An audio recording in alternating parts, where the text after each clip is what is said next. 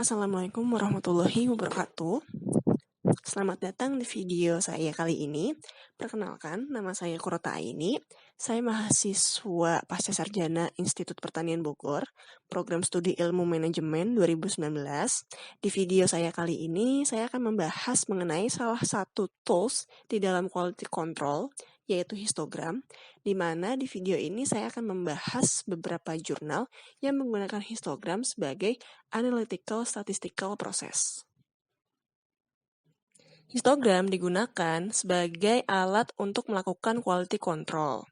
Histogram ini memperlihatkan data secara jelas dan memudahkan pembacanya untuk bisa mengambil kesimpulan berdasarkan dari grafik histogram yang disajikan. Studi kasus yang pertama adalah automatic ripeness grading of durian pulp using color histograms and density, di mana tujuannya adalah untuk mengetahui tingkat kematangan buah durian dengan menggunakan histogram. Jadi konsep dasarnya adalah menentukan kematangan buah durian berdasarkan warna, volume, dan juga berat dari buah durian tersebut. Selanjutnya adalah langkah-langkah untuk membuat histogram. Yang pertama adalah kita melakukan pembobotan pengukuran. Kemudian yang kedua, memasukkan foto pohon durian sebagai input datanya. Yang ketiga adalah pengukuran warna kuning pada buah durian. Yang keempat, melakukan kalkulasi volume buah durian. Dan yang terakhir adalah melakukan pengelompokan buah durian berdasarkan tingkat kematangannya.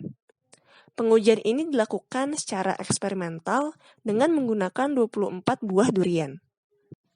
Kemudian ini adalah hasil intensity dari buah durian yang sudah matang dan buah durian yang belum matang. Kemudian ini adalah hasil dari color histogram berdasarkan berat keringnya dan juga berdasarkan density of duriannya.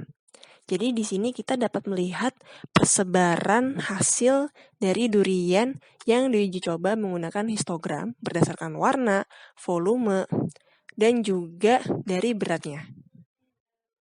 Kemudian hasil yang didapatkan adalah tingkat kematangan durian yang dilakukan secara otomatis menggunakan histogram warna dan kepadatan menunjukkan akurasi hasil metode sebesar 87,5%. Kemudian kita lanjut ke studi kasus kedua, yaitu a histogram method for summarizing multidimensional probabilistic data, di mana tujuan studi ini adalah membangun histogram untuk menampilkan probabilistic data dengan mempertahankan trade-off antara meminimalkan entropi relatif di antara persebaran probability dan meminimalkan ruang menggunakan histogram. Langkah selanjutnya adalah pembuatan histogram. Yang pertama, kita mempertimbangkan data yang akan dimasukkan sebagai single bucket, kemudian menghitung entropi relatif pada bucket tersebut. Yang kedua, jika batas alokasinya sudah tercapai atau seluruh entropi di seluruh bucket relatifnya sudah 0, maka kita estimasikan probabilities untuk leave buckets tersebut. Kemudian yang ketiga, kita mencari bucket dengan entropi relatif yang maksimum, dan kita cari keputusan pemisahan yang paling terbaik menggunakan langkah-langkah berikut. Langkah-langkah untuk di step 3 ini terdapat di poin 4A sampai poin 4C. Untuk poin yang 4A adalah untuk setiap nilai dimensi yang unik, perhitungan pemisahan bucket sepanjang nilai dimensi dan hitung entropi relatifnya. Untuk 4 yang B, untuk setiap sel dengan nilai probability yang non-zero, hitung entropi relatif dengan pertimbangan sel tersebut sebagai batas luar atau outlier. Kemudian untuk 4 yang C, cari keputusan pemisahan optimal menggunakan langkah 4A dan 4B, dan untuk mendapatkan the best trade-off antara meminimalkan entropi relatif dan meminimalkan ruang yang ditempati. Kemudian yang terakhir, yang kelima adalah pisahkan bucket berdasarkan keputusan yang sudah ditemukan pada langkah 4C. Pengujian yang dilakukan adalah menggunakan eksperimental dan hasilnya adalah menggunakan 2 variasi data benchmark, yaitu census income, dan yang kedua menggunakan pengukuran number of error untuk menghitung error rates pada estimasi probabilities dalam bucket histogram. Dan ini adalah hasil dari uji cobanya.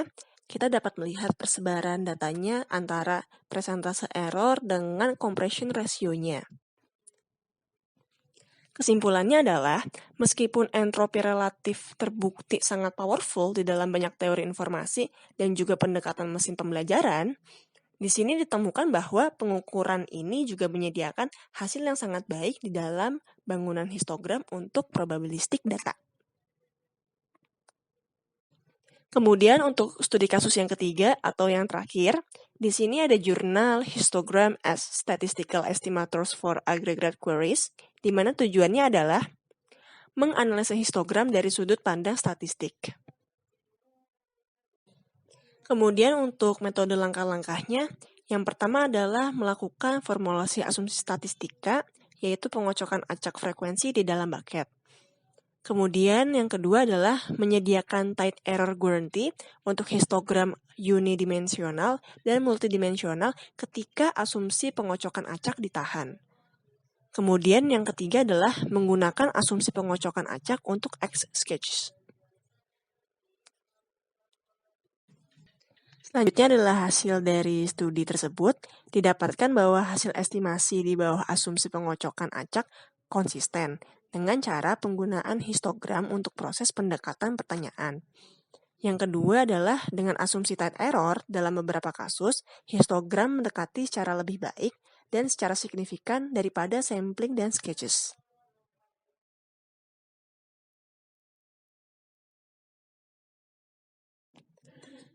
Dan sekian presentasi saya mengenai histogram di dalam analytical statistical process. Semoga bermanfaat dan saya mengucapkan terima kasih atas perhatiannya.